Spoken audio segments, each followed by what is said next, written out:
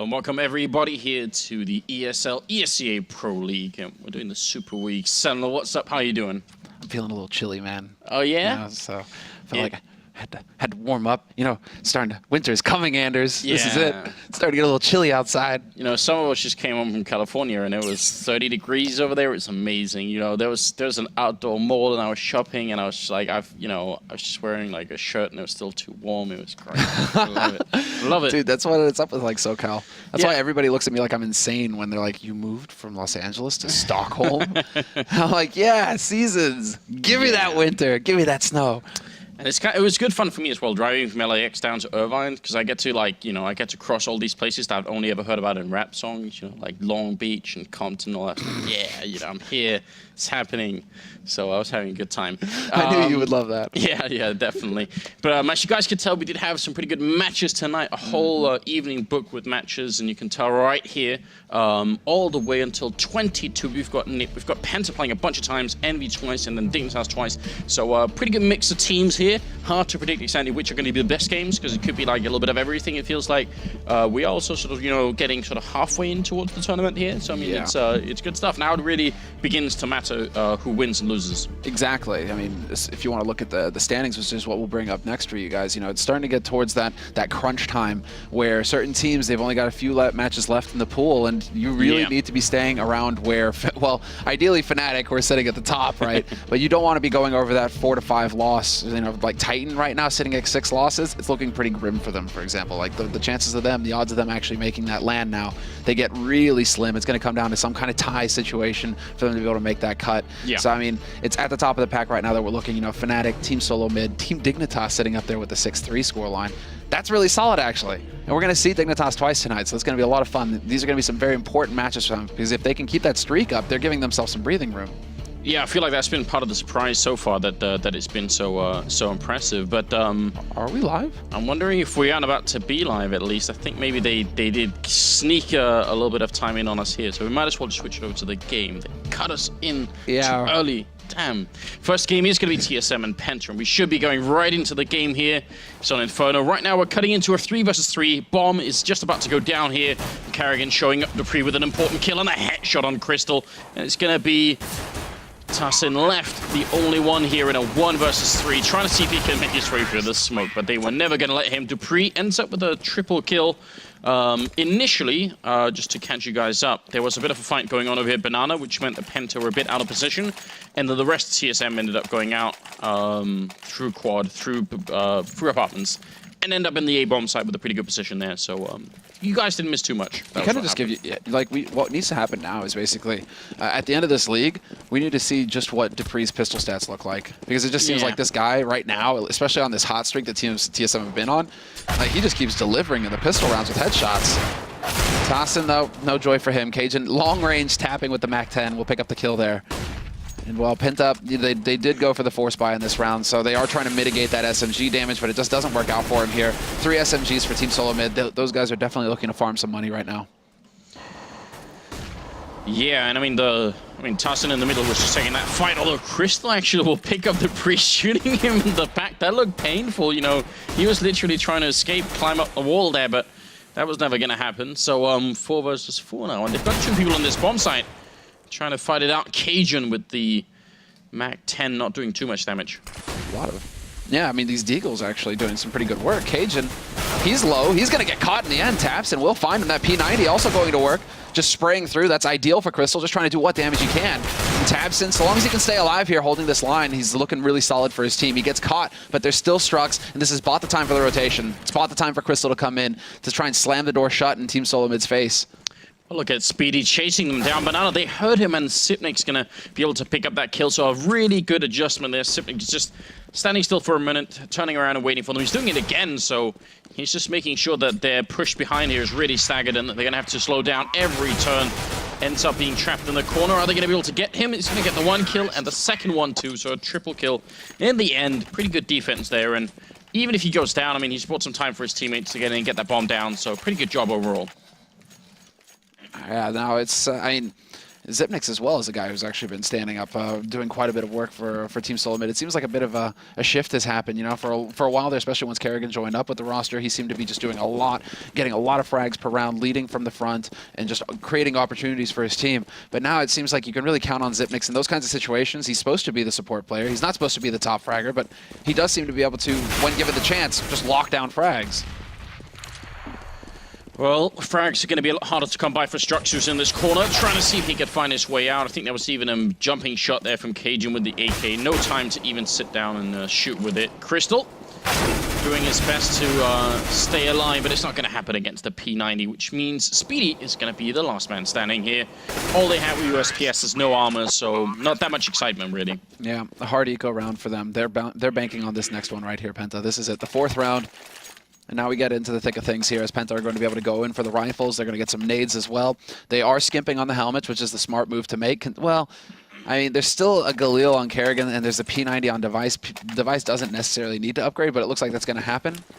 No, they just swap it out. So maybe that's it. Kerrigan he might just go rushing in with the P90, see what he can do for the team, and then the rifles will follow him up. But there is a risk. 2 of these guys on Team Solo Mid, without helmets, if Penta run into them, the headshot is going to be a real... I mean, it's a real risk here. Penta could actually get picked off pretty easily versus these guns. Yeah, you're absolutely right. So we'll see if that's going to be a factor. Already headshot is Device through the smoke down at Banana. And look at this Crystal hiding inside with the FAMAS. Not going to... Well, he's going to lose Speedy. He's on the other side. He might be able to make a big impact here. Coming around the corner, sprays one and doesn't get the second one. That would have had to have been a double kill for that to work out. But the pillar there just keeping, I think, Dupree or Device just alive long enough for that to work out. So... TSM now up with 4-0, and them being by far and away the superior team here. I feel like this is a very, very bad omen for Penta. They need to switch things around, get back on track here. Well, it's those kinds of plays that need to happen, I think, for Penta to have a chance versus Team Solo Mid. Yeah. Unfortunately for them, I don't think a straight-up game where, you know, they rely on taking duels and they rely on outstratting their opponents. I just don't think that's going to cut it for them. I think it has to be kind of wonky situations like that where Crystal... Ooh. Well, that's a nice shot. Okay, then, Tabson. Sorry, you know, I was just saying, man. Shots like that'll do the trick too. Well, I was looking at Crystal has the Zeus here. You know, that's exciting, Sumler. Oh I know you like that. Oh my god. He's real. Oh, he's stepping though. They know. He has to know. Yeah. Oh. Now Zipnix, yeah, Zipnix has to know something's up here. So it's like, come at me, bro. Look at this. They got Zipnix boxed in though. He's in that corner, and backup is not even going to be anywhere near. Structures over here. If he loses this fight, the round's pretty much going to be done. Zipnix fighting his way out, gets both of them. The curse of the Zeus is still continuing. Nope. You've got a little smile on your face, Sam. Like I was just like, that's what you get. I'm not even mad. That is what you get. I mean, look at that. Maybe if he rushes out with this teammate and uses the P250 that he had, which is, you know, lethal at that range as well. At that range, headshot with the P250, Zipnix is dead. But instead, he just tries to run in there and like herp derp, try and get the kill with the Zeus. No, oh my God, no, Anders, no. Well. One of these days, it'll turn out to be, you know, a profitable choice. Well, you know, just ask Renegades, right? There was a day when it was profitable, and unfortunately, the Aussies paid. Oh, Crystal. Almost getting a shot down middle with that AWP. Look how aggressive they're being behind this. He gets the flick on Kerrigan, though. That was a brave choice here for the Danish captain, and I mean, in another time, it could have worked out. It's sort of unlikely that someone's going to do that. So Kerrigan just, you know, who actually I feel like has been adopting more and more kind of like a JW style of playing, just like trying to play the unlikely scenario, ends up getting down, and Crystal even picks up a second kill here. Yeah, Crystal's going to be the point man, I think. Once he has that AWP, I mean, he gets picked off there, but he's done his work. Man advantage, and now Tabson is there to extend that lead. He manages to just get the drop on Dupree. Tassin is up here at apartment, spots the second man, not going to get the spray, but the damage is done, and now the information is there as well for his teammates, and Struxy's in position to shut Device down. No joy for TSM this round, and a lot of that is just due to just great work done by Crystal with the AWP. He is pretty much like the Opper apart. I mean, Chris J is kind of like the Opper for the Netherlands, right? But if we're talking like German Oppers, it's pretty much Crystal. Like he pretty much sits at the top of the pile. Yeah, and I think once he hits like his good games, he's really impressive to watch as well. I just feel like he's got still some of those consistency issues that we've seen from other Oppers who are trying to make sort of the breakthrough. So we'll see if he's going to be able to iron it out here. He's going to have to. It's another buy round for TSM, and Penta now 5-1, still nowhere near good enough. It's just good to see Crystal still in the mix after basically getting 3 of his players robbed off of his roster by Gob B going into the last major. And we're going to be frank about it. That's the only way Mouse Sports actually got into that tournament, is that they took 3 of the existing Penta members. And Crystal, well, he was left out in the cold. So I'm still glad to see that, you know, he stuck it out. He's here with Penta, and he's still trying to get some games going for himself. Yeah, I mean, life is hard like that in the Counter-Strike world. Sometimes you will end up losing players like that. Crystal trying to actually jump into the angle, which is such a cool way of peeking. I love it. That Molotov first was a little bit funky. It kind of like evaporated on the corner of the rooftop there. Not sure what that was about. And Crystal here looking for an opening and will pick off Carrigan again with ease. Over at Banana, though, it's got a bit of a push going on. Tabson going to try and fall his way back. Tarsin picking up a kill on Dupree, but we'll see if Tabson can hold on here. 35 seconds. This is a good rotation coming out from Penta. Tabson really did need to hold on, though, seeing as how that smoke went down. He wasn't going to get any support from Struxy, and Struxy gets smoked off with a delayed one into Coils. Device is waiting there with the AWP, and it really did come down to Tabson there. He had to stay alive at least just a couple seconds longer to get that crossfire established from Spools. Once that crossfire is set up, then the defense is that much stronger, but if he's gone immediately, now we can see just how difficult it is for Penta to get in here. Now that they've lost control of the site, they're getting picked off one after another. And Crystal, he's the last man here with the AWP, and really he would love to just live. But Zipnix is a ruthless Viking. He wasn't interested. He actually jumped over his scope initially, which has got to be a little bit annoying as well there. So pretty good job also TSM saving that one Molotov to be able to put down, which meant, you know, apart from the one CT who was out here, behind the Molotov, you know, trying to play hide and seek, the others kind of had to go this way through. So it kind of funneled them into the B-bomb site. Not that much trouble for TSM. And now it's back to the Zeus for Crystal. Get one more chance here, Samler. There is a deagle on Speedy, though. Well, somebody's got, you know, some heart here. No spot, though. There we go. That's what can happen. Tassin picks up the one. Dupree is there to get the backstab, though, and this is from second mid as well. Dupree just doing exactly what he needs to do. I mean, just stepping out, holding that line. That's the risk of going for that aggressive mid push as CT. You have to have somebody watching second mid behind you, or you'll just get shot in the back every time. Then the pincer kind of closes on you when you're looking to catch somebody maybe in Banana. The situation can change very quickly for you if you're on that aggressive CT side. Yeah, we've seen that time and again, and it is kind of interesting. Like, there's a lot of ways to deal with it if you're on the terrorist side, because you're absolutely right. If people end up down here, and suddenly the T's are coming in from these two angles, and you're sort of stuck in this box here, things get a little bit weird. What also happens every once in a while is that the terrorist team will simply just run up in apartments and out into the A-bomb side, and then, yes, you've got the mid control, absolutely, but they've got the A-bomb side. Things get a bit weird sometimes when you do that. But they did only have pistols, and I mean, the initial kill was good enough. Penta now 1-7 though. I mean, this is definitely not Germany 1-7. You know, if only they were playing Brazil, you know, there'd be some sort of, you know, so some revenge here. Balance here if it was Luminosity. I'm just glad that we don't have any soju and beer here, Anders. Oh, you're right. Don't remind me. That night scarred for life. Bad things happened. Oh no, Crystal. He will make it out, but only barely. The wall banging and then the follow-up Molotov forced to exit. Forced out of the room? Yeah. With fire. There we go. Had to do it. Yeah. But Penta actually have a pretty solid setup here, all things considered. They haven't really got any info. I mean, they do have somebody holding the aggressive angle in Banana, so he's trying to get some info there, see if anybody's going to be pushing up. But that is very clever there by Speedy. Boosted up over the smoke, picking off Kerrigan. Kerrigan really hasn't had much joy over here on the A side. He just keeps running in and getting nailed at Arch round after round. But it's going to come down to his teammates now to get the job done. Bomb is rotating back to B, and it seems like Team Solo Mid, they might have an idea of what's going on here. They're all the way up at top Banana already.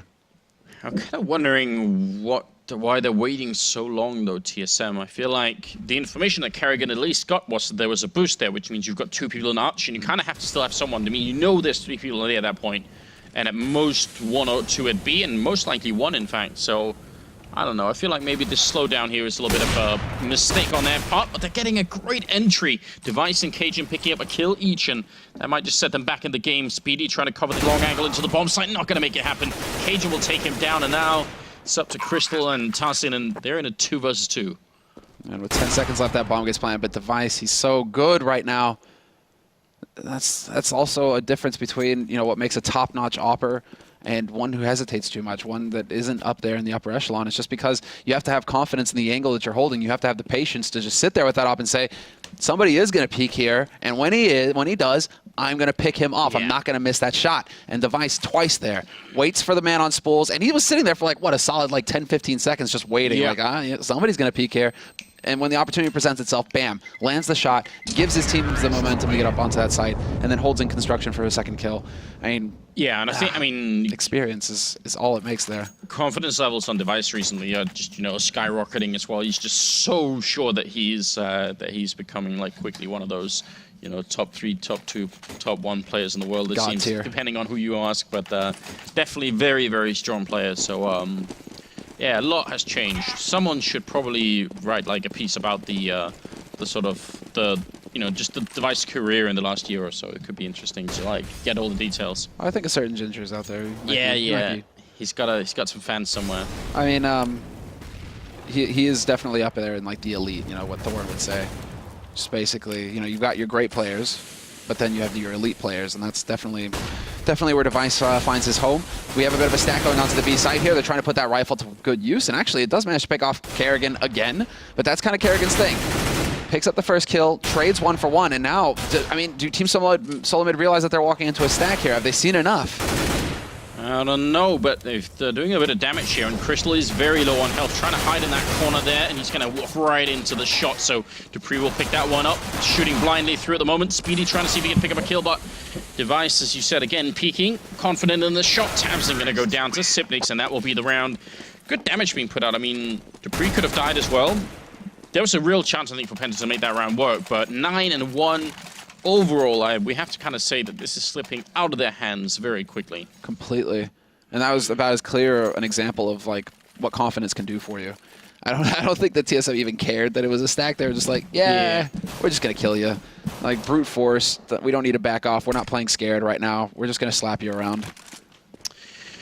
I mean, they did set up like an interesting position really forward, kind of where Strux is right now, and the reason they could do that is partly because there's no grenades on Penta's side to sort of force them out. There's no Molotov, no HE grenades into, so they can just stand there and keep standing there. Nice shot from tasiN there to pick up Sipnix, and it's going to be 3 versus 5 here. Kerrigan picking up one, he keeps spraying, he's going to take down the second man as well. Nice entry here, Kerrigan doing his job, and then some. tabseN and Strux are gone, and now Crystal trying to get into position. Nice bunny jump here with the AWP, but he's not spotted the bomb yet. I'm not sure he can stop it either. Yeah, that splash isn't going to be very effective either, but then tasiN just goes running right through. There's the fight away shot from Crystal. And now it's going to be down to Cajun in a 1v2. Luckily for him, he's got 50 seconds and the bomb on him, so now he's got some options, but Speedy's holding that angle. Nice headshot, though, and this could actually change everything. Does he manage to sneak his way past? Yes, he does. He can get over to that A site, and now Crystal has to actually wonder. That was a jumping shot from Crystal, and it landed right at the feet of Cajun. You saw that. Incredible stuff. And Cajun playing this one very smartly as well. The running away, faking the def cam, and then standing still. Sure that Crystal was going to be running right after him, so some interesting stuff there. And now Cajun, he hears Crystal coming. Crystal right around the corner, going to walk into the headshot, and TSM going to pick up the round 10-1. That was some fun times there. It's a very, very cool idea to just, fake the cam and run away and then wait for it, but didn't work out too well. It was just this uphill battle for Crystal at that point. What are you going to do? I mean, there are so many places for Cajun to hide, and again, that confidence, right? Cajun's not going to go run and hide around a corner. No, he's just going to come right back at you once that bomb gets planted. Simple would have pretty hit that shot jumping, He is, like, uniquely talented for that sort of thing, isn't he? Yeah, I feel like that would have been a thing. Oh, Device picking up a kill there. tabseN trying to get a bit aggressive with Strux also behind him, but now it's playtime for TSM. I'm not really sure what they can do at this point, Penta, to put an end to it. No, okay, well, we lose Strux. And that opens up the B site. Bomb is going to make its way up there, no problem at all. They know where Speedy's playing from, and he can't even get the single kill there. Xyp9x will shut him down. And well, yeah, I mean, this is actually, a bit of the old freight train. Yeah, it's been a while since we've seen it leave the station.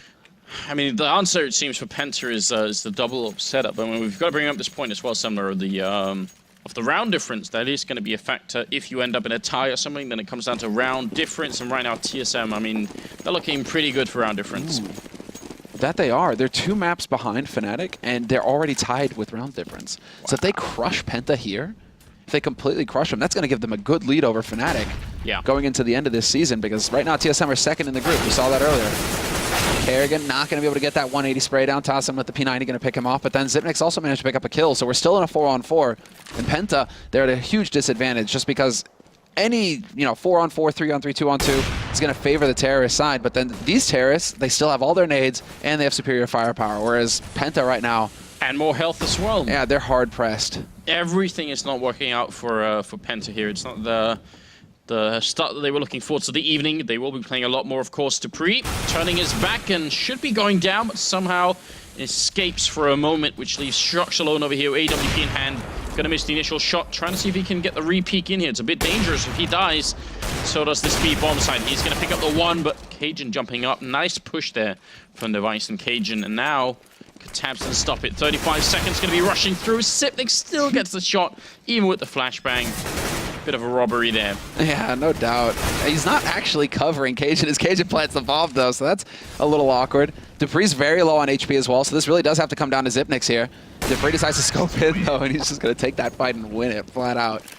So I was going to say, you know, what excellent teamwork, Anders. EnVyUS, Cajun, yeah. They were thinking there's one. You know, Cajun goes up high, EnVyUS down low, they push at the same time. He didn't stand a chance, Struxy. He wasn't going to land 2 shots with 1 op, right? Wasn't going to happen. But then Zipnix was like, yeah. I just want the kills. Like, well, he's got 18-1 and 3. Like, at that point, you just have to keep going. You're just like, you know, let me do what I'm doing. Yeah. It's my time. Negev on device as well. That's what we have. Good times. We'll see if this is going to be working out for them. TSF have been doing this recently. They did it against Dignitas. They ended up with auto shotguns, and he's going to get shut down. Instant karma, and Tabs are going to pick it up there and just make his way out. That's like it's the upgraded version of the Zeus. Whenever you do that, something goes wrong, doesn't it? Yes, please. And now Tabs, I mean, do you really want to run up banana when there's a negative waiting for you there? Oh. I guess so. Oh, good peek though by Strux, and Strux with a double kill. And now it's going to come down to Zipnix, 1v4. He's got the AWP, not the ideal weapon to have in this situation. Do these people never play with the Negev? Don't they know it actually has like super sick tab fire accuracy? Yeah. It's like, it's incredible how powerful it is. If it wasn't for the pricing, it'd be like, you know, spraying with it isn't really all that, you know, it's not worth it. Zipnix with a little bit of a scare at the end. Are they going to hold on to the Negev? Of course they will. Good job, Speedy. Yeah, Speedy, he's got our respect now. Yeah. Oh, 3 AWPs and a Negev and Zipnix. Are you going to be the voice of reason here? Do it. Negev, you want to. Ah, okay. Quad AWP Negev. This is where they just start to like have mercy, basically, solo mid. Should try and cast around like this and just pretend that it's a legitimate strategy for anyone new watching and be like, yeah, they've got the sniper and they've got the suppressing fire and the Negev, and, you know, the other team there's totally some level of strat here. They can't even hear anything because there's so much, the gunfire is so loud, so... And they're dropping decoys everywhere. Yeah. There's actually like 2 decoy nades out there with pops. There we go! Crossfire. Well, Speedy does one, and he's gonna go right through, but Zipnix at the 180 shot. Dupree picks off the man in banana, and Dupree with the double kill opens up that B site, and it is going to be down to Crystal now, who falls to Zipnix. So the quad op Negev strat works, Anders. Yeah. I mean, they had the decoys and everything too, I think. So, you know, they had double op decoy. Alt Negev decoy madness. That's just cruel. Pencer's on the other side trying to listen in on TeamSpeak what each other are saying. I'm like, what? Where are they going? I have no idea what you're saying. You've done the, you know, it's actually happened to me in the past too. Now that I always started go for talking the to it, I know you're so incredibly annoying with that. It feels so fun though, you know. It's so annoying though, man, because it's just like, not only does it annoy them, but then it's like I'm trying to listen for footsteps or something, and all I hear is boom, boom, boom. And I was like, God damn it, Anders. All you need is that one time though, where your decoys goes boom, and then someone peeks behind it because they think you actually fired the AWP, and then. That always feels good though. But I mean, that is kind of like doesn't happen too often. What's up here? Crystal got up on the balcony up there. Yeah. Nice carpet. All right. Yeah, it's not too bad actually. The Valve devs so attentive to detail. Yeah. We're actually looking at the carpet right now, guys. So. Yeah. The round is starting behind us as well, but it's a beautiful carpet though. It is a beautiful carpet. But I feel like sun drying it like that is going to fade over time, isn't it? Like it'll bleach itself. It is. It will bleach itself. If you're going to be wary of the colors like that. But then you'll get that fresh, you know, summery breeze scent, right? True. It's true. And it's warm. You put it inside. You know, No shoes on, you know. Roll around on it a little bit. Still pretty good. You're right. It's a trade-off. All right, we've got 3 dualies on the Penta side. You've got to give them a lot of credit for this, and Speedy actually almost gets the shot through. I mean, they've got just way more pistols than TSM have. There's no way they can lose this round. Yeah, I totally agree. Just superior firepower. Yeah, a mathematically accurate strat here, you know. There's so many bullets, there's no way. Yeah. You don't even have to be good, you just have to shoot a lot. I mean, they got the right idea. They're all just going to go YOLOing out onto the B site. Bit of a stack here, though, for Team Solo Mid. First man's going to get spotted, and he's going to get tapped down. Spitty, one dually kill, rather. And now we got Device just going to work. He gets 2. He could get a 3rd. He does actually get the 3 headshots. And now he's got dually of his own, but he's not going to be able to pick up the follow-up. Instead, Zipnix actually gets pinned down, and it's going to be down to Cajun B. Last man alive here. This is a very, very awkward round. Cajun, 10 bullets still left. He realizes where they both are, but it's going to be Tassin to come in and get the double kill with the double pistols. All good stuff. Now, 13-3. I mean, I actually kind of like the idea of what they were going for. Aside from the ridiculous triple dually stuff here, the fact that they were sort of running in and ended up going this way through spawn to catch anyone rotating in is a really good idea. They couldn't necessarily know that that TSM were going to be so good with the USP, but still. Or that they would have 3 guys on the B side as well. True. I think that might have caught them off guard. If they got the first 2 kills really quick, right, they're thinking, great, you know, we're on there, we're good. And then Device is just there to wreck their day. Device, though, I mean, speaking of wrecking, he's got the old man gun. He's roasting a little bit here, so he's got to be careful. He's just waiting for somebody to commit around that corner. There it is. Boom. Headshot. Oh, don't give him more kills, guys. Give him more money. Ooh, that's a nice one. Yeah, pop That's flash a nice out. one. But he has to sort of run back in, so I mean, it's a nice pop flash, but it'd be better if someone else could do it. 2nd kill, 3rd kill. Nova shotgun. Going to be shutting down almost all of Penta here with semi-range. It's a quad kill. Picks up a UMP. No, you can't do that. Yeah, you're going to have to recommit to it. You want that Nova ace. I don't think we've ever really had that before. Speedy's coming around the corner here. Device. Oh, Sipnix. Why? Come on, man. Like, just think about the money that Device just made right now. Yeah, up to 7 grand. Why Sipnix? Ah, that would have been beautiful. Nova really, ace? Device? Man, the lack of respect right now. Have we had a Nova ace ever? I don't think so, no. I can't immediately recall. Somebody tweet at us and tell us. I think Snacks on Dust 2 outside of Long Doors, but I think he had a swag. He didn't have a Nova. Yeah, it could have been something like that. I think we must have had like some swag aces, but yeah. Nova? Maybe I don't think for the man gun. I don't think we've had that. Device, though, M249, just going ham right now. He's so ready. He is, and this is a force buy from Penta as well, so I mean, it's just looking so grim. He's actually trying to tap, and then Speedy's like, enough of that, son. If it had been the Negev, it would have worked. Like, yeah. I feel like the M249 is worse at tapping than the Negev is. But this gun is still fairly loud, even though it sounds just a little bit more plastic-like than the Negev, I feel like, you know. You know how it usually is with small dogs, right?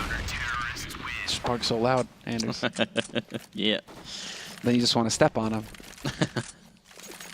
I don't think you can say that, though. Wait, was my mic on? Exactly. Oh, man. 15-3, and then Nova shotgun being picked. Oh, sorry, not Nova, but an auto shotty being picked up by the TSM team. No big surprise. They are prone to doing that. We've seen it before. Oh, the victory bells have been sounded.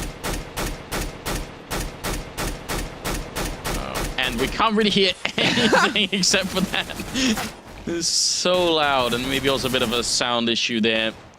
Device trying to get the grenade in. Gonna hit it on Crystal, and well, it's a decent start anyway, but now the MP9 comes into play. Cajun gonna be picking off one, and in the middle still, Sipnix here with the P90. I think that was Dupree winning a long-range fight with, or against Tassin. So, not sure what's happening here, but Penta aren't coming out on top, it seems. No, Penta are definitely on the bottom.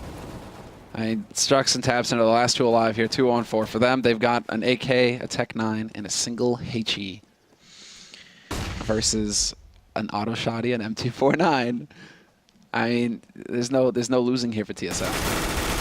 Oh, and the MP9 will finish it. You're right, Cajun with a quad kill, and that is going to be the round and the game favoring TSM. And quite a, again, you know, in terms of round difference, pretty good victory here for the Danish side, and maybe a little bit of an upset for Penta. Just, you know, I think they wanted more out of that first half at least. Well, I mean, yeah. Where does it leave them? I'm just looking back to, like it's kind of hard to judge for Penta. Coming into it, the results that they've had, at least this week, they played one game. They beat Na'Vi on Cash, but then it's on Cash. Still pretty good. Still pretty good to beat Na'Vi, straight up aim fight, right? But it's not too bad. But I mean, still, it's like Cash, worst Na'Vi map. I mean, we kind of just saw what happens to them when they run into a top tier on a good map for that team. And I think that's kind of what we have to expect from Penta. It's just like they have so much catching up to do if they want to be competitive. Yeah. Yeah, it's looking kind of grim. They're sitting at the bottom of the pack, but that's only because they've only played like the one game, now 2 games, compared to like the 11 matches that Fnatic have played. I feel like they're like the German version of like a Danish SK kind of lineup, where it's like, you know, you have some solid core players, but you need something else. Like you need some stability. You need to find like the perfect 5 people that you can keep playing with. And they're not necessarily doing that all the time. So. And I can't imagine a situation where Crystal and like those guys wouldn't have been like massively disheartened as well after, you know, their last roster split right before the major, etc. So maybe there's some recovery time there as well. Did actually bump into him at Cologne. Yeah, which was fine. I was like walking up the stairs. I'm like, oh, what's up, Crystal? He's like, oh, yeah. He was. I'm sorry you're not playing, bro. They were at Aces, weren't they, in Finland? Were they? I think Crystal was there at least with like some mix of people messing around. Yeah, I think they were. They're some cool guys. Pretty much a mess around tournament though. Yeah. You're right though. I mean, it's hard to stay in there once you lose some of the really good players you have there. But I mean, that's kind of that's how the game works. Just to catch you guys up, because we're doing the first day, we'll be here tomorrow and the day after as well. But if you've missed any of the previous weeks here at the ESL ESEA Pro League, go and check it out at the Score Esports. Download the application as well on your iOS or Android device. You can keep up with scores, obviously, but also, you know, articles on news stuff. So definitely go and check that out. Pretty good stuff. You see all the link right there. So go and do that. If you even got like little cool, you know, Google Play and iOS stores thing. Whoa, got the logos up there. They've upgraded the thing. Yeah, exactly. Good times. See, there we go, guys. App Store, Google Play. It's our Play. producer Matt who did that. You know, that's why they pay him the big bucks. Yeah, good job, Matt. Right, so that's the first game of the evening, but we do got what, 4 more coming your way? Yeah, there's gonna be more Penta tonight. Throwing it out and there. Dignitas are but there's going to be 2 Dignitas. There are going to be 2 Dignitas matches, rather. And let me see. We actually have some really solid matches coming up. One of them is going to be very interesting. 2 of them, actually. The next 2 matches are going to be big. It's going to be Dignitas, EnVy. So Dignitas, they're always capable of doing damage. I think EnVy are going to have to work for that win. And we're starting to get down to crunch time for EnVy as well, where they absolutely need every win here to maintain that margin of safety for the LAN. Yeah, and then the follow-up match at 20 is going to be NIP versus Dignitas. So, all right. Yeah. Well, I mean, yeah, I think NIP Dignitas is going to be interesting as well. NIP seem to be like they're just freewheeling at this point. They're just doing whatever they feel like, and sometimes it's working. You know, it's pretty much right. It's like interesting. Double op, triple op, double scout, all sorts. But they of did beat Fnatic the other day, didn't they? I think they did. They did. No, they beat TSM. Oh, they beat TSM. You're right. They actually qualified for the Fragbite LAN. Yeah, good times. Over TSM. So you're just like, where the hell did this nip come from? All of a sudden, I guess, you know, them having that hard mental reset really did wonders for them. See Forrest posting that picture, like the magic picture. Dude, have you seen like the entire roster? All 5 of them have got magic pictures now. Yeah, like that Freiburg one where he's holding the cards is for me like one of the best like Steam images that has ever been produced. Yeah, and Freiburg had an ace or something as well. Like they were going mad basically. So it's in NIP. I still don't know where to put them. It's an interesting development that's going on here. Yeah. But the next game, guys, is coming up in about 15-ish minutes. So you guys go and get something to drink, maybe some dinner or something like that, and we'll be right here and ready with Dignitas and EnVy playing. 15 minutes and we'll be back.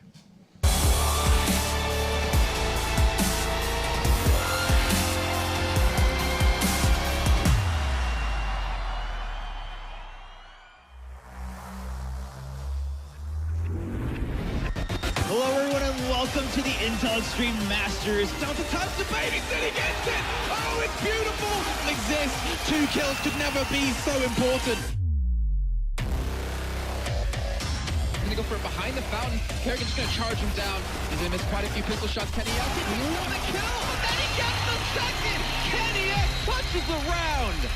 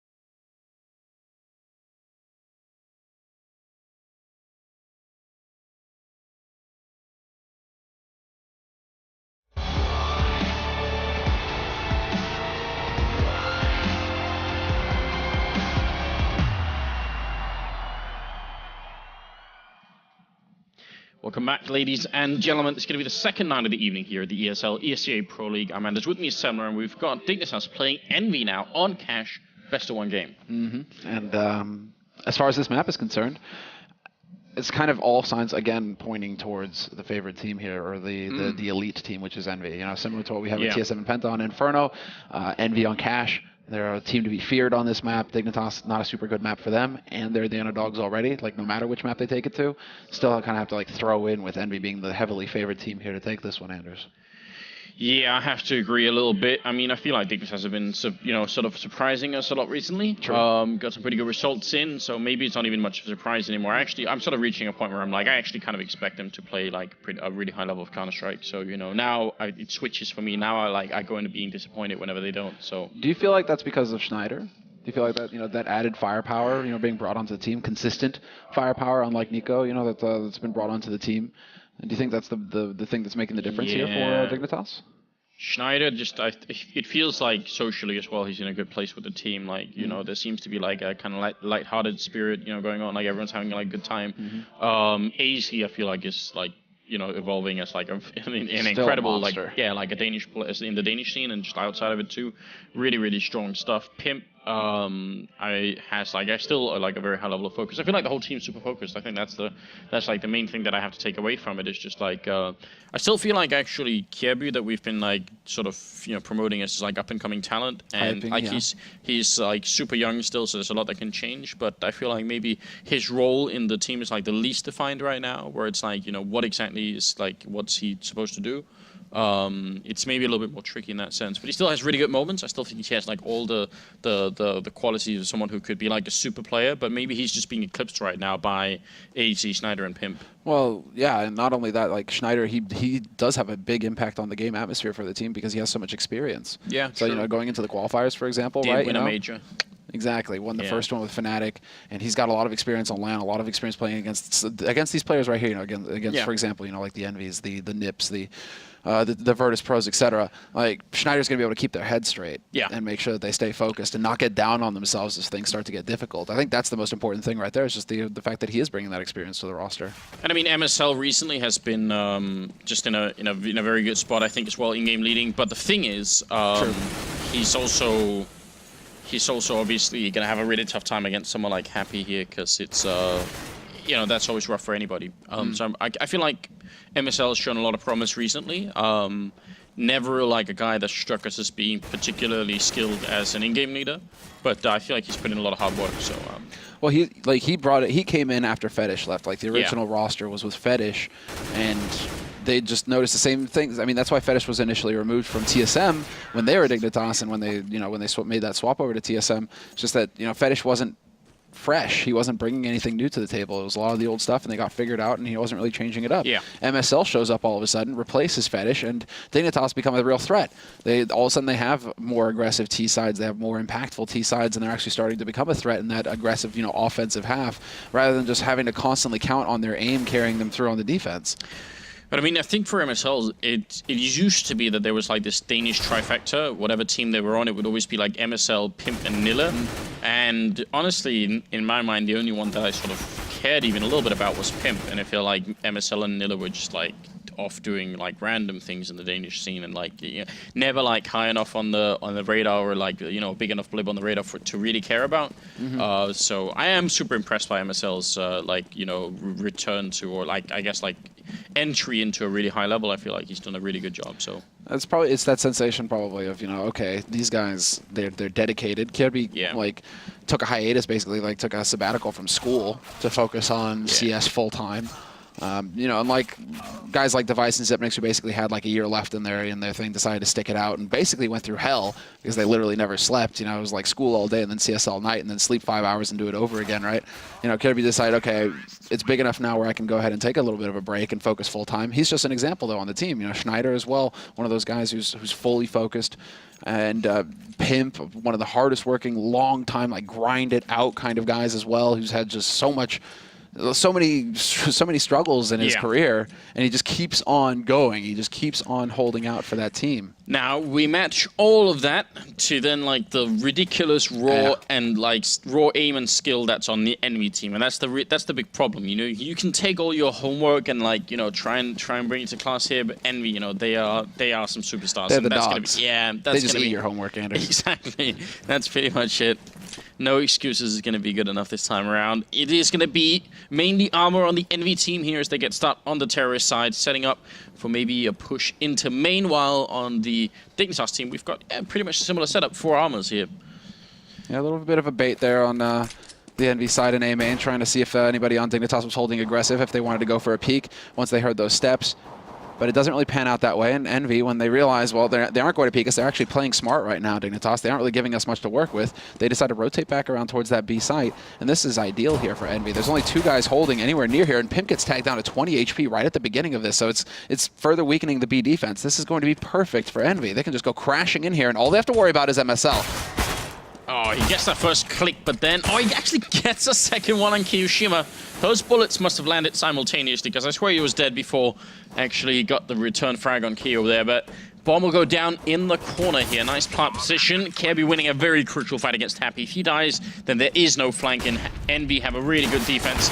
Kenny pushing aggressively is going to pick up 1 kill, but now it's all on Apex here. 37 health, 1 versus 2. Trying to see if he can find the right angle. He's got the bomb covered. He can go in and look at that through checkered, and he is wrapping around here, exposing himself too much, and Pimp will end up taking him down. So it was a pretty good position to put the bomb in, just because you can cover it from checkered, but he had to peek out really far there to get that kill, and AC will get the defuse in the end. Yeah, he had no way of knowing that the kit wasn't there on the site. That's the main detail. You saw Pimp running back all the way, like pretty far back into CT spawn actually, to go and pick that kit up. So of course Apex, he doesn't get this info. He doesn't spot it. But had he known, he might have chosen to play that situation a little differently there. But I mean, he did the best that he could. I think 37 health, no armor, just the P250. I mean, it's a tough situation to be in a 1v2. So Envy, they get the bomb plant, and what do? They go straight for the buy. Most teams would just go for some P250s, maybe a flash, right? And, you know, just save up for the AKs. Not Envy. No. Envy just go for the straight out buy. They want to keep the pressure up on Dignitas.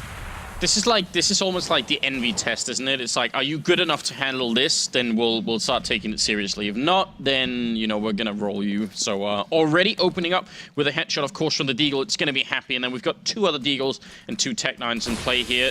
They open up the squeak door, and on site is he's gonna get the 1 kill in, and Kirby, they almost line up with Kiyoshima. He picks up a double kill, and he can't get the bomb down though. Maybe a little bit slobby there. Schneider just walking with the FAMAS and getting 2 kills, and it's gonna leave it in 2 versus 2 still. What the hell was that? Yeah. That was awkward. Kiyoshima just stood there, basically. What was going on? And now it's going to be Happy and Apex. Last 2 alive. Happy, here's the steps on short. He's just crossing his fingers, hoping that MSL overextends. And MSL... Oh, Happy actually misses the shot. That's not something that happens every day. If given that opportunity, like 9 times out of 10, Happy will annihilate MSL, punish him for making that mistake, not checking close to that corner immediately. But that is a rare mistake made there by Happy. That is not every day you see that. Yeah, I have to agree. That was a perfect opportunity. He must have even seen the gun barrel walking in first, so plenty of time to get something done here. All right, well, I mean, a bit of luck, and Dignitas are back in a 2-0 lead here, and Envy gonna have to go for no armor. Still a couple of pistols, obviously, but they're Envy, but yeah, a little bit of breathing room here for the Danish team, and they do need it. Yeah, they can breathe a sigh of relief, and they get a bit of an idea as well. I mean, AZ, he knows what the state of the economy here. He knows what they're going up against. He goes for that MP9, looking to farm some money up, and he's even going aggressive with it as well, wanting to get all the way up into Toxic, it looks like. Just hoping to be able to catch somebody out of position. Exactly. Apex takes out Schneider, though, and that was from short, so they do manage to still show Envy that they've got some bite, even with just the pistols. And this is one of the best pistol teams in the world, pretty much.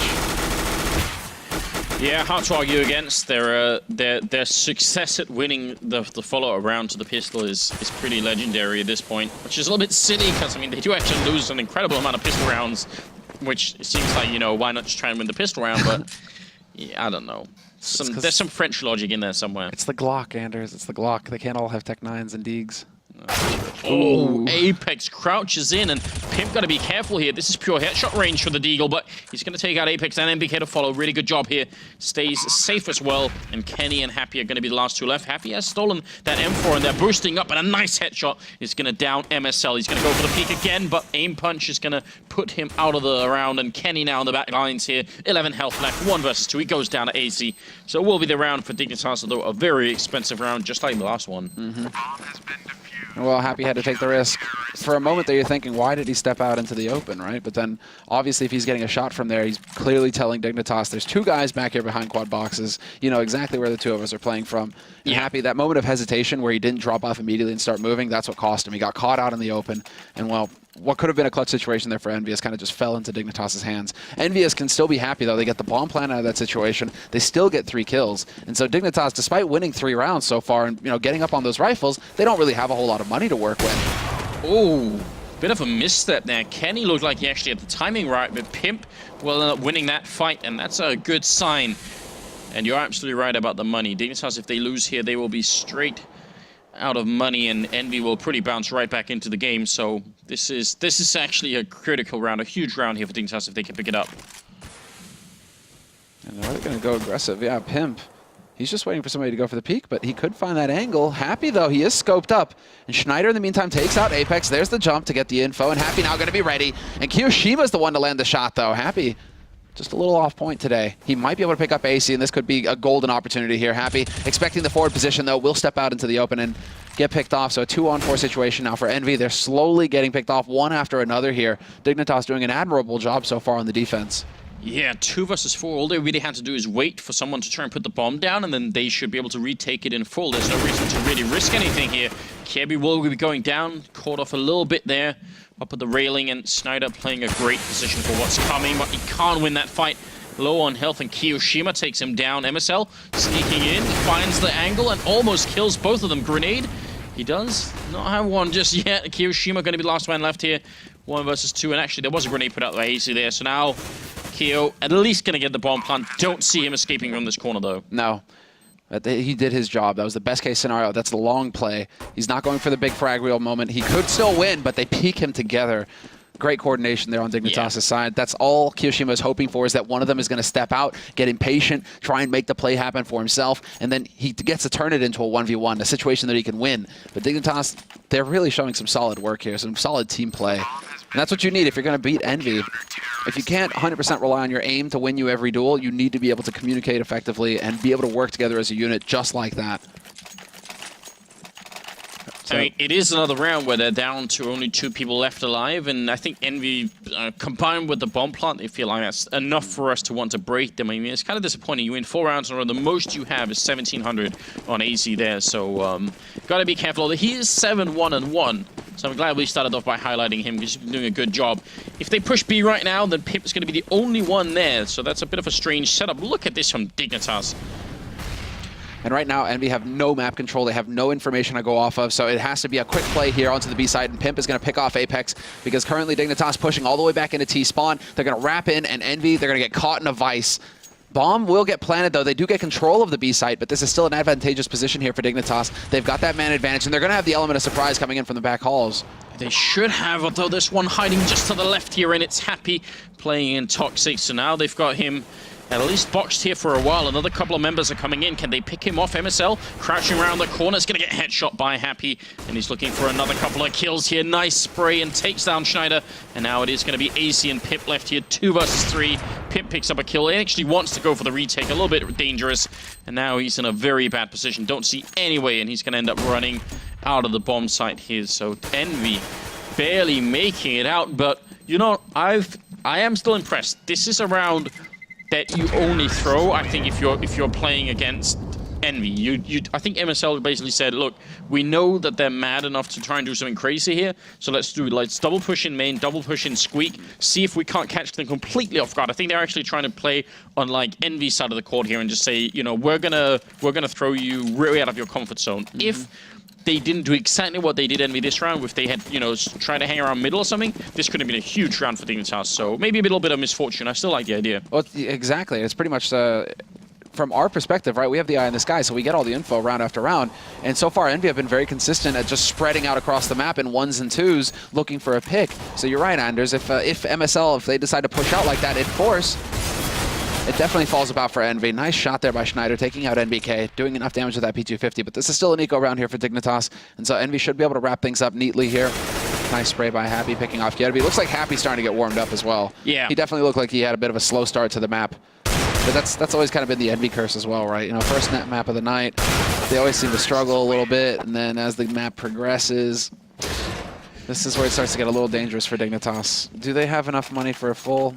Yeah, I mean, they barely. They only saved the AWP from the other round, and then nobody else bought anything, so they're still doing all right. But as you can tell, they've won 4 rounds while only surviving with a couple of members. And Envy, they did 4 just last round. This is one of those pressure calls, really, and this might come back to bite Dignitas. Because look at how low they are on gear. They don't have kits. They're so limited on nades, and yeah, they have to go for something crazy. And again, they're going for the double push because it didn't really get spotted last time they went for it. So sure, go in. But this time, Kenny's waiting, and Apex, only partially blinded, will pick off Schneider. They figure out Envy that there's a push coming in from Squeak as well, and it's a complete and utter slaughter.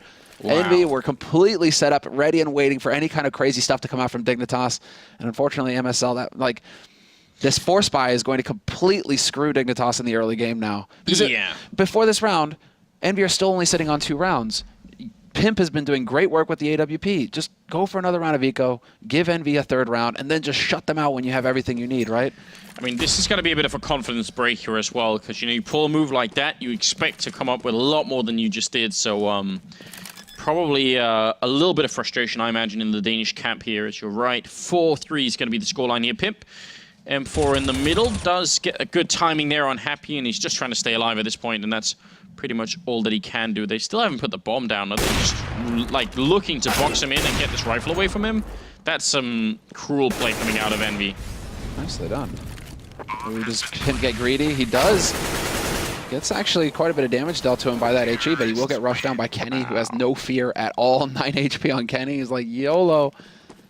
And, well, that's a 3rd round for Envy, and sad times for Dignitas, who are down to, you know, around $3,000, $2,500. So another round of pistols coming in here for the Danes.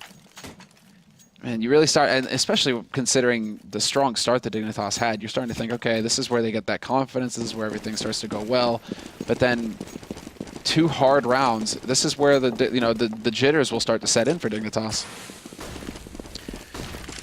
Well, it does seem to follow very well along the lines of how Envy want to play. Essentially, buy up as much as you can, keep the pressure on, and as soon as there's any weak point, they just break through. That's Kirby, though. They just killed Kirby, and I think that Envy will have noticed, yeah, wait a second, what the hell is Kirby doing up there? Pimp is usually the one playing on high with that AWP. That's his favorite position. That might be it right there. That info gained by Envy picking up that 1 kill in that player's position might be enough to tell them, wait a second, something fishy is happening here.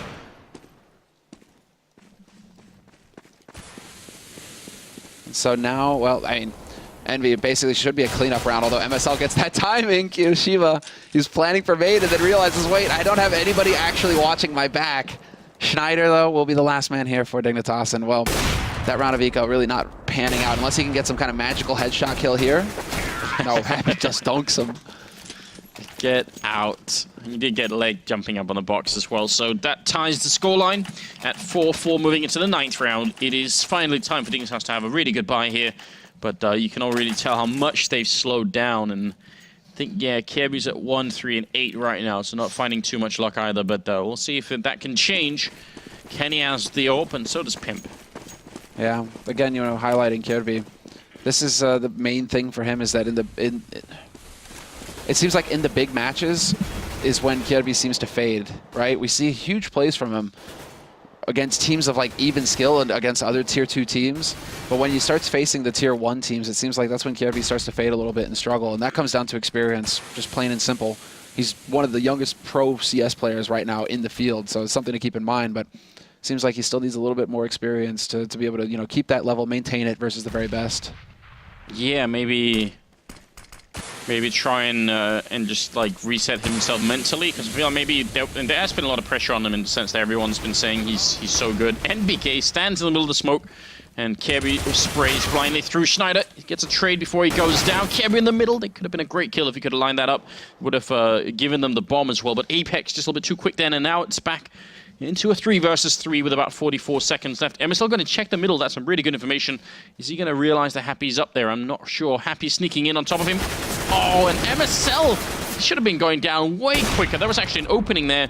Now Pimp's alone, though. Yeah, and Pimp is going to be kicking himself that he just missed that shot. He hears the steps in Squeak. Shot through, though. Apex is gone, but that gives the opportunity here perhaps for Kiyoshima to step in. AC takes out Happy, though, and it is going to come down to Kiyoshima. 1v1 situation now. AC's only got 22 HP. He does have the flash, and he does have the molly, though. But yeah, that molly could just get canceled if Kiyoshima wanted to. Instead, he's going to use that smoke to just create a little bit of space for himself to play with here. It comes down to the headshot. Who's going to get it? AC gives up the fact that he's in the bomb site. I'm not sure Kiyoshima realized that. He does not have a kit and walks right into Kiyoshima. So because that door was open, I think he thought maybe he snuck in there, but obviously we could tell he didn't. So great job from Pip, I must say. I mean, getting that shot out of Squeak, really important stuff. Bit of a shame he couldn't end up winning the round for them. So that's 4-5, and now Dignitas realize we need everything from here on out. We got to finish this half 10-5, and this is how we're going to try and do it. For them to have a shot at winning this, right, it had to be like a decisive first half for them. Really, they needed to just like crush Envy, like 11-4, something along those lines. Just constantly keep Envy's economy broken. And that's just not the case. And again, aggressive play here from Happy, and he nearly gets the second one. Schneider's going to be able to jump him in the end. Great Molotovs, though, just end the HE tag as well. AC is gone and checkered. And they just go rushing through the smoke, but it doesn't matter because they go in together, Envy. So NBK with the trade frag, and now a man advantage here for Envy. They've got control of the B site, and there's no hope here for Dignitas in this round. That was essentially, I think, like a lake of fire in Checkered there. He just could not make it out, so that was a bit unfortunate. I mean, this is for anyone new watching, anyone who's who hasn't been watching Counter-Strike for too long. This is what you really should expect out of Envy. Just the constant pressure, even past the point where a lot of other people will start thinking, should they really be buying? Should they really keep forcing it here? And they just keep doing it, and eventually, as soon as they find any weak spot, boom, that's it. They seem to just immediately take over the map and take control of everything. It's kind of it is a little bit scary, but they just do it. They're just so consistent. Yeah. It's like you're always thinking they're not going to do it again.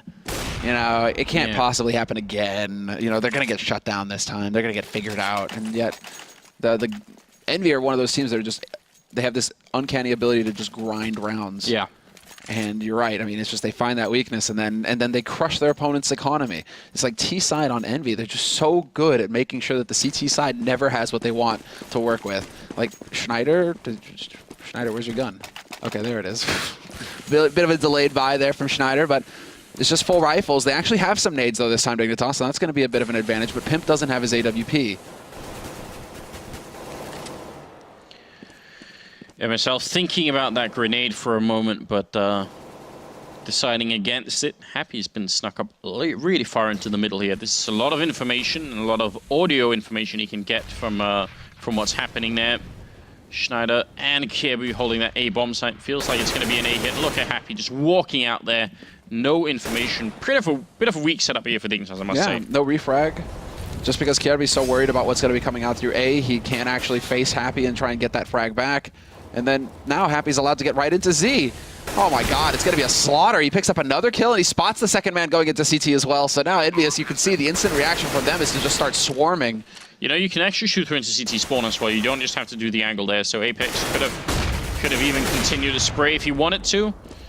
We'll look for more kills in sight here. Pimp gonna go down, and AC wishing desperately he could jump into the truck and just drive away here. Actually this works out perfectly for AC. Yeah. Because Happy spotted 2 guys. They didn't see 3. So AC, it's good, man. You baited the rest of your team. Yeah. And you will live because of it. That's how it works. Sorry, Pimp, but there was only room for 1 behind that van. It's true, if they both hide there, they both get found. So, might as well just do it like that. The Pimp, he was looking out. He was looking out for his boy. No. I was about to say something. 7-4. Restraint, Anders? And moving into the 12th round, I mean, things have just utterly spiraled out of control here for the Dignitas team. We're just praising them, saying it's good job, and even missing that grenade in the middle there. Yeah, you can see some frustration from him there. And they want to try and set up for the run boost, but... What are they doing? I don't even know. I feel like it's inappropriate, whatever we're about to broadcast there. I mean, at least Kevy's not a chicken. Yeah, true. Dupree's not on the server. Yeah, that was awful, man. Gonna get a couple of emails from Peter on that one. Henry's reaction was pretty freaking godlike, though. Molotovs are in, and it forces the jump, but Kenny's too quick. AC with a nice double kill, though. He's going to bring it back to 4-3, which doesn't help Schneider a lot in this bomb site, because there's 3 people coming. He's got the M4, no head armor, no grenades. Has to try and buy time just by killing people. Yeah, he's got to do it the hard way. Well, now, Peekaboo takes out NBK. Bomb is making its way up. It's in Cubby, and Kyoshima just trying to push up on the ramp, but he gets caught in the crossfire. Still takes out Kyobi, but the damage is done. And now Happy's in a 1v3 situation. He has to walk his way onto the site with 35 seconds left. And the bomb, once again, it's out in the open, so he has no edge to work with. Single Molotov not even going to do anything for him here. Spots the man in CT, though, and that's the only peek that needs to be made by Dignitas. Yep. The rest of them, exactly. Don't show yourself, Schneider. The update, man. The update. You can't jump for free anymore. No, 15 seconds here. Happy. He's really trying to get everything he can out of this round. Not afraid to try and take this fight if he has to. And we'll see the result if you try and peek him there. Completely lethal, but he can't win the round still. He could do some damage. And he keeps going for the fakes. He keeps faking running away and then just be like, yeah, follow me. Yeah, get greedy.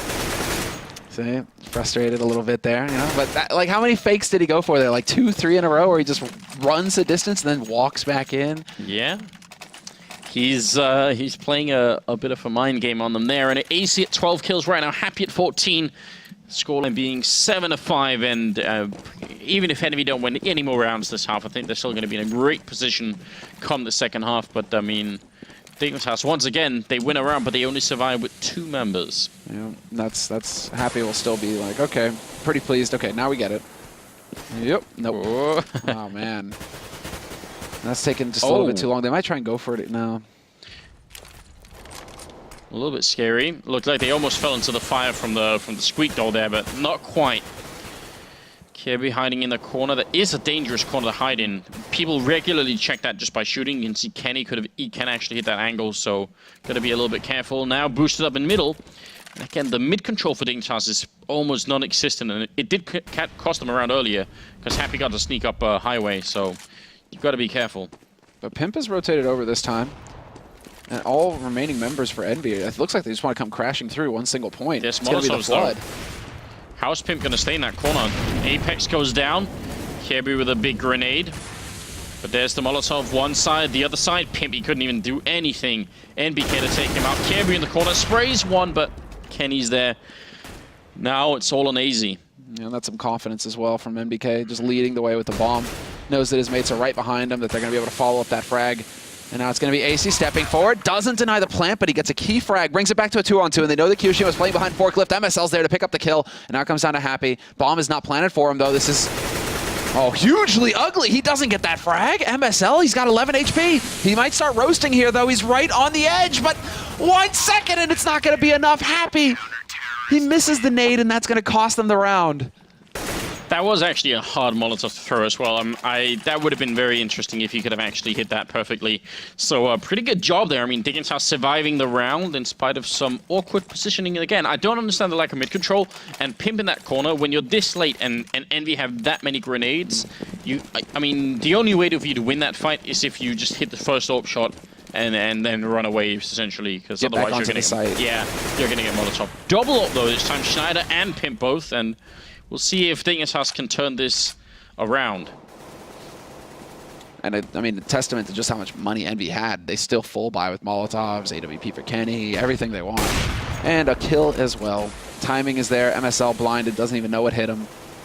And well, now it's a man advantage here for EnVy. And again, they go back to that spread. Pimp, though, is going to punish Kyoshima over in the B hall. So bring it back to a 4-on-4. But that old 1.6 style, that peak, that jump peak from Kenny, that was perfect. Schneider just gone.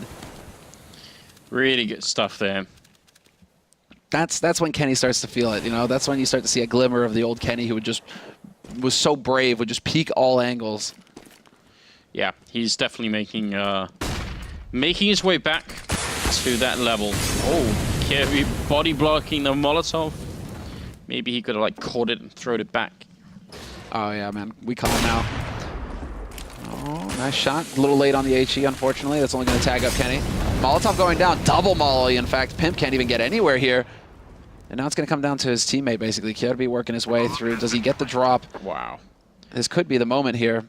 Kenny's protected from the angle, and yeah, Apex just there to shut him out. That's so hard as well, because even if he wins the first fight, there's a guy really close that knows exactly where he is, and that's going to make it tough. So, not an easy retake for Dignitas, and EnVy going to bounce up to 8 rounds now. And if we bring up the scoreboard here, Dignitas, what kind of money do they have outside of this AWP? It's not that great. So this is the problem. Again, 2 rounds in a row that they've won, and they've secured almost no kind of bank. I mean, I don't know what's up here. No, this is looking very much like a 9-6 situation for EnVy, honestly. Unless Pimp can come up with some kind of like masterful play with the AWP in the next round, catch EnVy off guard, be really mobile, you know, get that first pick, rotate around, get another pick, like something along those lines. I mean, that's what's going to have to happen here, because the rest of Dignitas, as you guys can see, it's like a shotgun. MSL could afford to pick up an M4, but everybody's just so broke on the defense. Whereas EnVy, again, full buy for them, double AWP, triple AWP. This is just EnVy horsing around. Is Kyoshima going for... He's actually going for the swap. He's actually trying to walk it forward exactly from spawn. We haven't seen that in a long time, because Happy used to do that on Inferno. Yeah. They are just having a good time right now. Kyoshima covering the angle. I don't know. Yeah, just EnVy realizing that they're in a really good position and having a good time. 8-6 in the 15th round here, and last one of the half as well. Started off so well for Dignitas, and has a good start here in this round. Almost thought Kenny was about to do some wall banging there. Looked like he was trying to aim through the wall, but not happening. All right, does Kenny get the drop on Pimp this time? Molotov force Pimp out, but Pimp's on the site. This time Pimp is in the proper position. He's got a lot of room to maneuver around here. He can actually try and step out into the open. The smoke usually goes down here as well, so Pimp can hold that close angle onto the site, but it doesn't look like EnVy want to commit to the A site for now. They're wrapping back around into mid, and Schneider's close enough to hear these steps. This is a very valuable information here for Dignitas, and he actually commits. He goes right through, and BK just gone. Has no idea what hit him, but there's the refrag coming in from Apex. What a shame. AC trying his best, but he goes down to Kenny, and now it's going to be a 2 versus 2 here. 25 seconds. MSL up on top here. Molotov goes through, and that forces him out, but Kenny's ready. I mean, the kind of teamwork that you're seeing here from EnVy is, you know, it's just instinct, basically. Yeah. They know that if someone's up there with the Molotov, he's probably going to peek, and I'm not sure what's happening to MSL's model. It's like weirdly crouched over here. Now it's all on Pimp, and he goes down. Kenny with a godlike peak there, and that's going to make it 9-6 in favor of EnVy after a terrific, what was it, 5-round start for Dignitas? Yeah, it was 4-1. Yeah, 4-1, yeah. Yeah, and then that's where basically the pain train just started to set out there for EnVy. They just, put 7 rounds up on the board before Dignitas could start replying at all.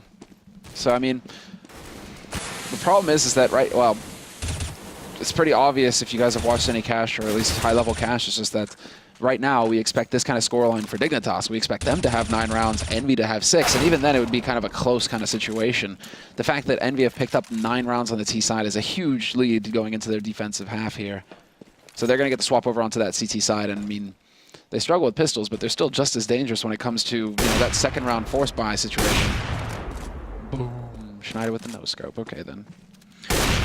The question is, how can they bring it back at this point, though, on the Dignitas team? It's true that EnVy style is a little bit more effective on the terrorist side, because, you know, you keep forcing, you know, you keep that economy pressured on the CT side, and, you know, you end up with what Dignitas were in here, the really bad position where they can't ever really put together really good buys. Yeah. So that's harder to do on the CT side. You know, if you keep forcing up on CT side, you're gonna, instead of sort of wrecking the opponent's economy, you'll often wreck your own. So they might have to switch up their style a little bit here, but it's still, I think, pistol win here for Dignitas is crucial. They need that. And there's actually a really good point to be made there, because we were always wondering as well when the roster shift came in, you know, how does that work with Kenny? Because you know, you're always talking about forcing CT. It's the EnVy trademark. They just force, and never really rely on the AWP. And all of a sudden, they've got a guy who's absolutely lethal with the AWP, and who you want to get him that gun every round. Yeah. So then I think there was definitely like a growth period there where they had to try and find that comfort zone. EnVy, Happy in particular, right? When do they force? When do they try and play for Kenny's strengths? Oh, smoke is up, flashes through, and he goes down. Just run over by that Glock from Kirby, but then comes Apex with a double headshot in return. Happy gonna click away, Pimp, and it all falls apart. AC's gonna get the plant in the A-bomb site, which is miles away from where EnVy are, but they are quick on their feet. Schneider playing close to the truck here, has to buy a lot of time. He has to stay alive for a good 10 seconds and not even getting to 3. It's gonna be AC left alone, back of sight with the Glock in hand, trying to see if he can win that fight, but gets sat down up against the wall. And the cords come out. Yeah. Somebody's going to fold a little donkey hat, you know, some donkey ears out of paper. Your teachers ever do that? Is that something in Denmark? Is that something, that used to be something in France? Like pin the tail on? No, where it's like, you know, if you were an unruly student or something, right, they would make like a cone hat or something and they'd write donkey on it and you'd like have to go and sit in the corner. Never had that? No. I think... yeah, that too. Maybe I went to a weird school, but I feel like the high point for us is if they said, you know, you're gonna have to leave. Then like you left class and you go and sit in the library or something. So then it's like, no class, great. I'm not doing anything. That was always exactly like just so ineffective. Like a way to actually try and control things. Yeah, what a shame. Kiyoshima with some good spree down here, and he will end up dropping to Kirby, who runs close in. Good job on Kirby last couple of rounds here. Kenny now trying to see if he can stay alive, but Kirby will actually take him down, and it's now one. Well, not even that. Kirby goes down to Happy, who picks up a double off his own, and that's going to be the round. So some good damage being put out there. Unfortunately, it wasn't enough, and 11-6 right now, and EnVy inching very close to a victory here. 5 rounds away. And they still kind of dodge it, keeping those players alive. Kenny just can't catch a break right now. 2 rounds running where he's just trying to dance on the edge of that smoke, and he really isn't getting too much luck. Dignitas keep, well, pummeling him. That Pimp, MSL, Shine, I mean, they do get a pretty reasonable buy here, Dignitas. So now we have to see, are they going to be able to actually press forward onto the site? Doesn't look like they're showing any fear. They want to just go fast, straight onto the site, overwhelm the defense quickly, and MSL starts it off strong. AC with a follow-up kill, Happy. Good kill there, drops the bomb as well, goes for a little bit more, could have maybe shot Kirby in the back, but he is himself going to go down, so now 2 versus 4, and yeah, EnVy making a smart choice and retreating here, not really worth it. And again, this is the difference, you know, on that CT side, you really got to hold onto those guns, otherwise you're going to be in a bad spot fast, so we'll see if they can survive with both of these. Especially when, well, I mean, Kiyoshima just wishes he could get up onto that A site because all 3 of the guns got dropped there, and he is sitting on a 5-7. Not exactly the best save for him. Oh, no, Kenny. That swap and that tick is so painful to watch. I thought most players had, like, trained themselves out of that by now. A number of times you actually see a player, like, swap their gun and it cost them their life in the end. Their lives, because now, well, AC's actually abandoning it because he's got so many teammates there. Kenny picks up 1, nearly a second. If he'd taken out Pimp, that would have been fantastic. But Kiyoshima, in the meantime, has found himself an M4, so he's actually pretty happy with that. 11-7.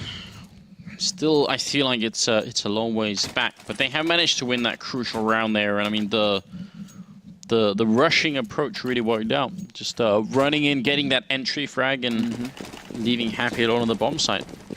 It's not a bad start. See if they can continue. They don't have an AWP on the CT on the terrace side here, though. I mean, Kenny obviously had his, so a bit of an indication. I think maybe the Dignitas do want to keep a certain pace. And yeah, they are going to be running straight in. Kiyoshima goes down, and it's a good kill from MBK. Next one as well, going to go to his way, and that's MBK with a 3rd headshot of the round, shutting down MSL, and that's going to be the end of the round. That's a ridiculous way to end it. Oh my god, and that's going to be soul-shattering. Look at the economy for Dignitas now. It's got to be a buy. Do they go for the eco? The thing is, I mean, usually you don't want to have discussions in the middle of a match about what went wrong, but every once in a while, you know, you kind of can't help doing it anyway. So if you ask yourself, like, what could we have done differently? It's like, well, there's not a lot you could have done differently. Like, you know, just don't get headshot everyone by MBK. It's, I mean, ever since the patch update, it just seems like Deagles have become that much stronger. Like, ridiculously strong now. Just like every day there's a new Deagle ace that's being posted on Reddit, and just like players are getting so deadly with that pistol. Yeah, I mean, it's very much getting to sort of a 1.6 or source level of stuff, which I kind of don't mind. I feel like it's so cool, isn't it, though? I mean, you know, the guy who's happy about this obviously is Scream. Like, headshot percent just going through the roof right now. I've seen those posts on Reddit. Like, he went from like 95 to 96, and like, you know, it's like, just in case you guys thought it was a fluke or anything, you know, I'm here the next day doing better, don't worry. Yeah, good times. I mean, I think it must add to the frustration. It's one thing to lose where you can identify the method by which you lost, you know, like, hey, you know, next time check the corner, because there was a guy in that corner and he killed 3 people. That's why we lost that push, you know. If you can do that, then you can kind of like mentally stay focused. Just think, all right, that's all right. I know what went wrong, so we'll just not make that mistake again, and then, you know, we'll be better. But it's really hard when you actually do run everything pretty well, and it comes down to you know, NBK hitting a triple headshot. Oh, boosting up, running with the fire. What is this? That might have been just a bit too much. No Kevlar. And he's still willing. I'm wondering, though, I don't know if anybody was there. I was too focused on Pimp's health bar to see if anybody actually spotted him go down into this corner. I mean, Envy's response to this is actually giving up full mid control. Oh, wow. AC now leading the charge, and they know there's a guy in main, so NBK is now trapped in that corner. Happy jumps over and he spots it, and NBK is going to go down. Happy might have been next in line, but he barely survives, and he's going to make it back around the corner. So bomb's being picked up now in team main, and still about 50 seconds left. I don't know about that jump. I think that was too much. That was too big of a commit there. That was super brave. The only way that makes sense, I think, is that he was hoping that somebody would be like facing in connector, right, and just not expecting like, he'd catch somebody off guard really quick and then he drops back off again. But then, I don't know, that snap decision. Another call here, mid round is coming in for a B split. I mean, basically like a B rush. They're going through checker. They're trying to make their way through main right now, and this is now going to be all on Dignitas. But Kiroshima's here. The defense is solid. Kenny, sorry man, you can't crouch yourself into a ball small enough for Kirby not to miss that shot. Happy there with a shot, and Kiyoshima up on the site. He's right underneath, a bit of a no-scoping going on, and Pimp picks up that kill. Still the 11 health left from earlier in the round. 8 seconds, 7 seconds, and Apex, he's so close. When Pimp tries to this plant, Apex is going to be walking in the round. It's already won, and that's going to be it. Envy, they pick it up. Pimp, I mean, he didn't realize where Apex was, and he really couldn't have, so 14-7. It was a nice attempt there from Dignitas, but it doesn't work out. No. And even with MSL making an interesting read, I mean, not deciding that perhaps Envy had rotated an extra man over onto that A site. They might be a little weak on B. They might have a guy in Link and one on B, right? You know, that'd be the ideal situation. And unfortunately for him, the defense, like they just went 2 and 2, or it was just 2 guys holding solid on the B site for Envy. Worst case scenario there for Dignitas. Seems like we might have a bit of a Tech-9 rush going into B right now as the smokes and flashbangs are going up. It's a good setup here for Envy to deal with it, though. Molotov not going to do much. Kenny putting out some defensive grenades as well.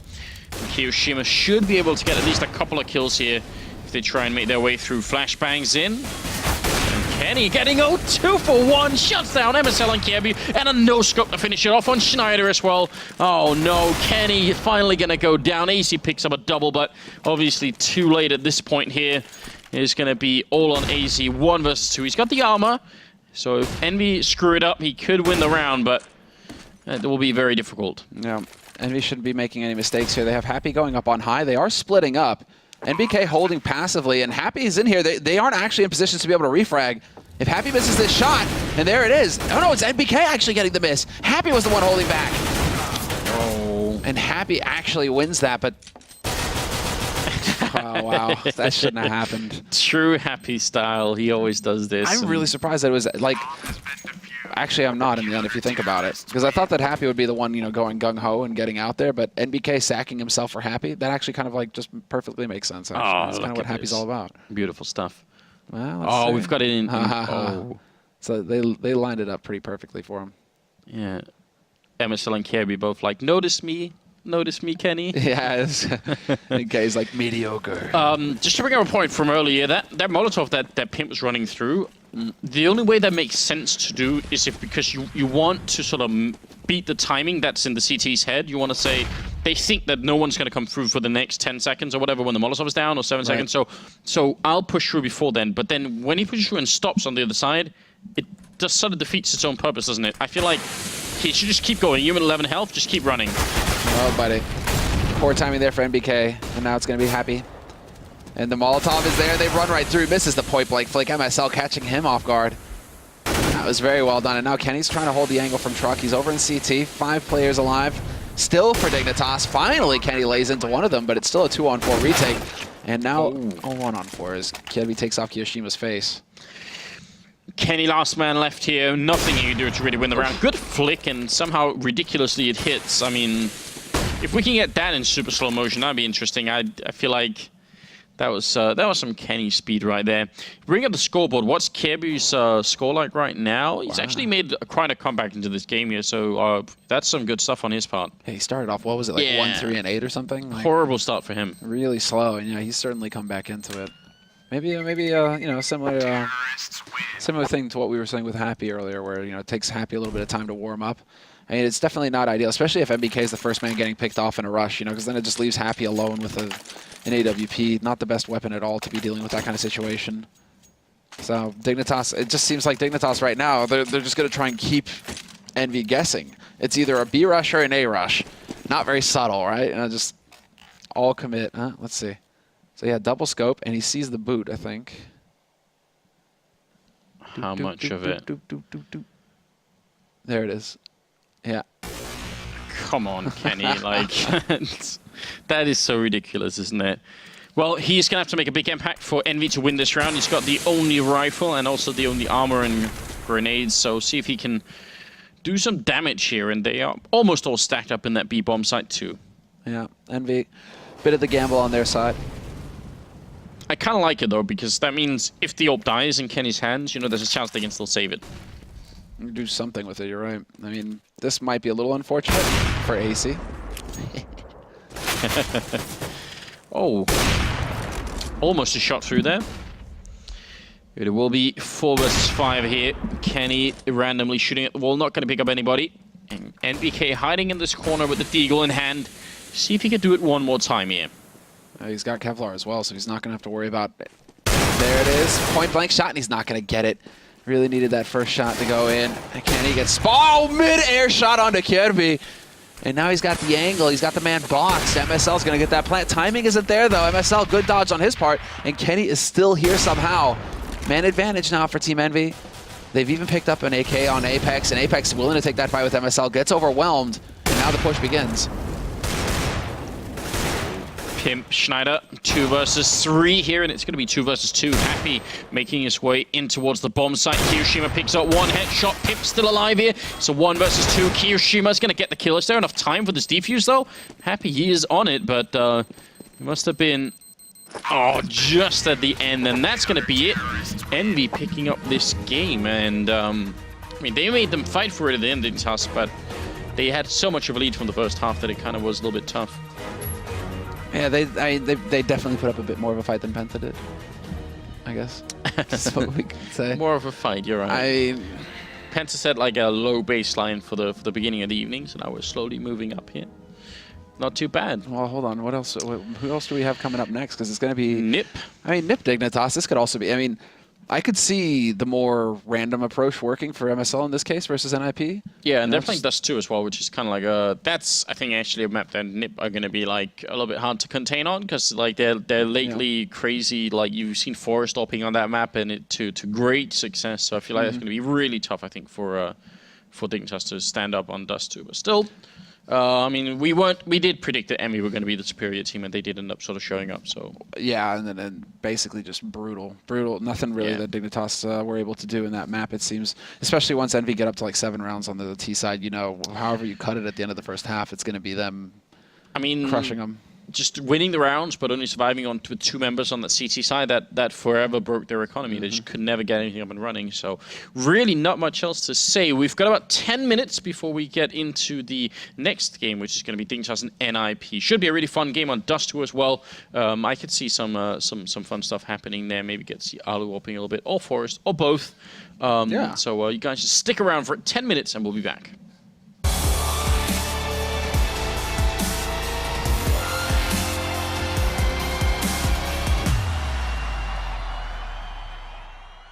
Solid, actually. And we're going to see Dignitas twice tonight, so it's going to be a lot of fun. These are going to be some very important matches for them, because if they can keep that streak up, they're giving themselves some breathing room.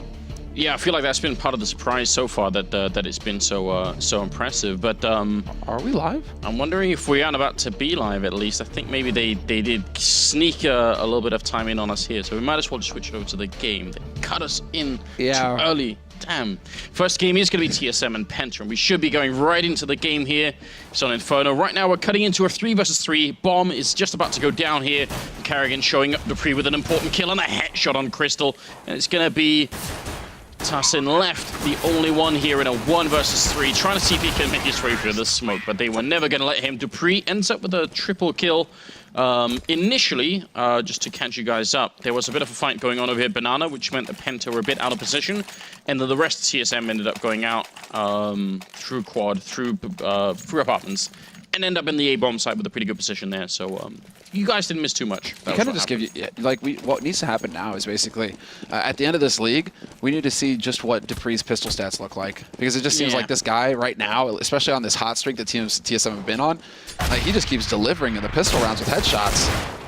Tossin, though, no joy for him. Cajun, long range tapping with the MAC-10 will pick up the kill there. And while Penta, they did go for the force buy in this round, so they are trying to mitigate that SMG damage, but it just doesn't work out for him here. 3 SMGs for Team Solo Mid. Those guys are definitely looking to farm some money right now. Yeah, and I mean, Tossin in the middle was just taking that fight, although Crystal actually will pick up the priest, shooting him in the back. That looked painful, you know. He was literally trying to escape, climb up the wall there, but that was never going to happen. So 4 versus 4 now, and they've got 2 people on this bomb site trying to fight it out. Cajun with the MAC-10 not doing too much damage. A lot of. Yeah, I mean, these Deagles are actually doing some pretty good work. Cajun, he's low. He's going to get caught in the end. Taps, and we'll find him. That P90 also going to work.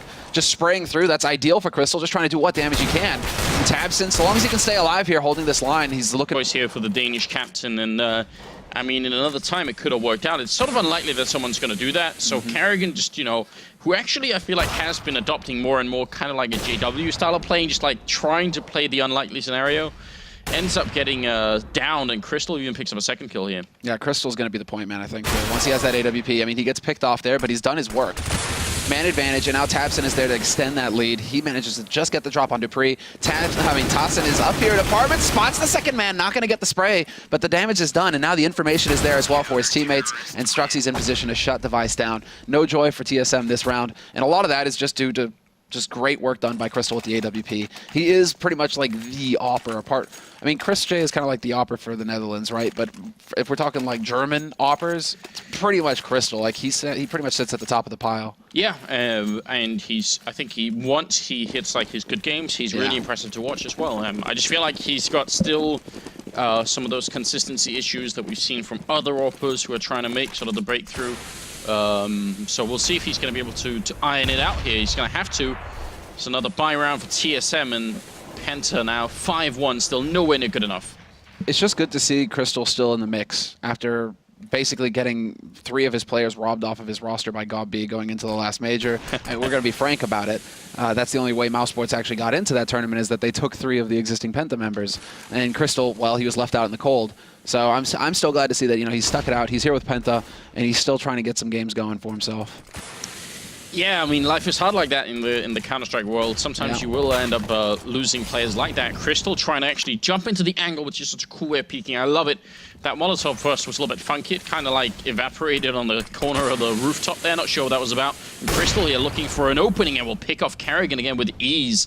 Over at Banana, though, it's got a bit of a push going on. Tabson going to try and fall his way back. Tossin picking up a kill on dupreeh, but we'll see if Tabson can hold on here. 35 seconds. This is a good rotation coming out from Penta.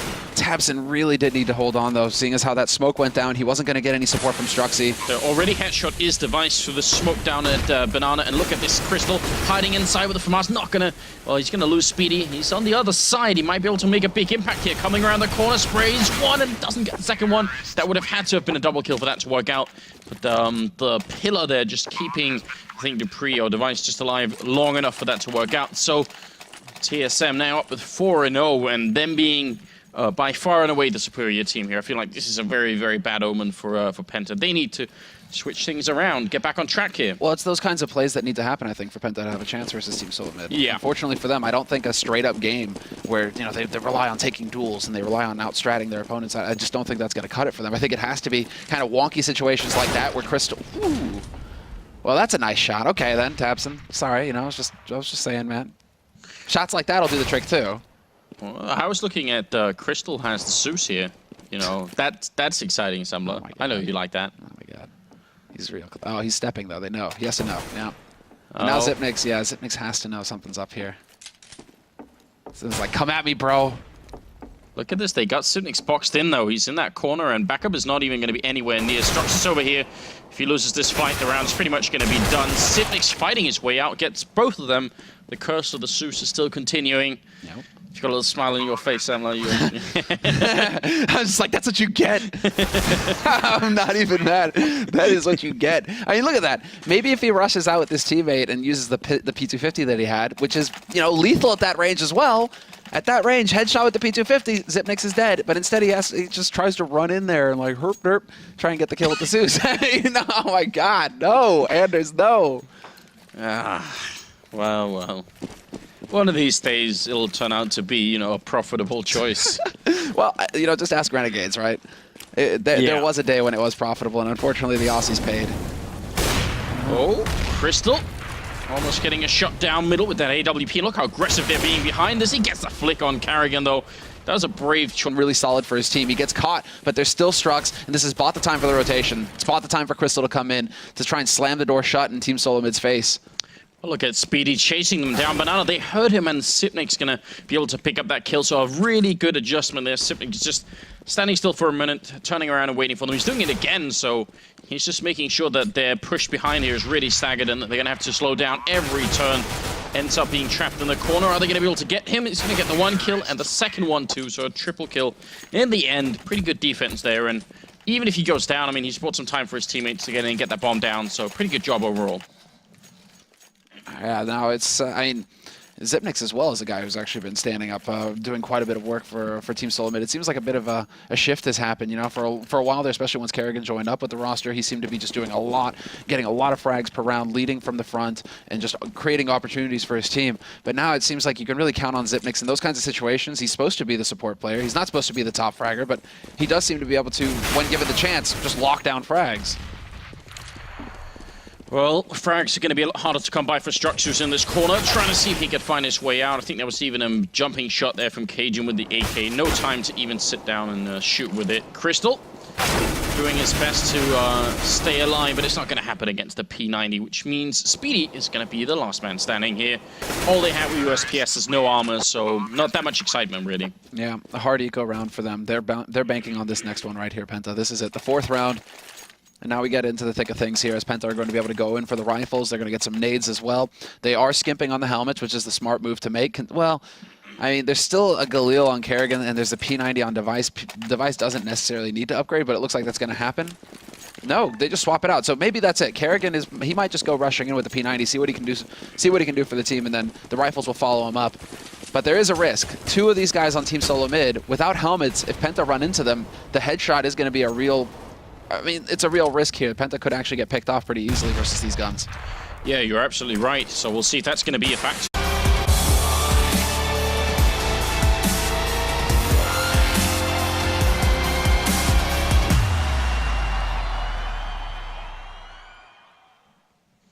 Hello and welcome everybody here to the ESL ESEA Pro League. And we're doing the Super Week. Sentinel, what's up? How are you doing?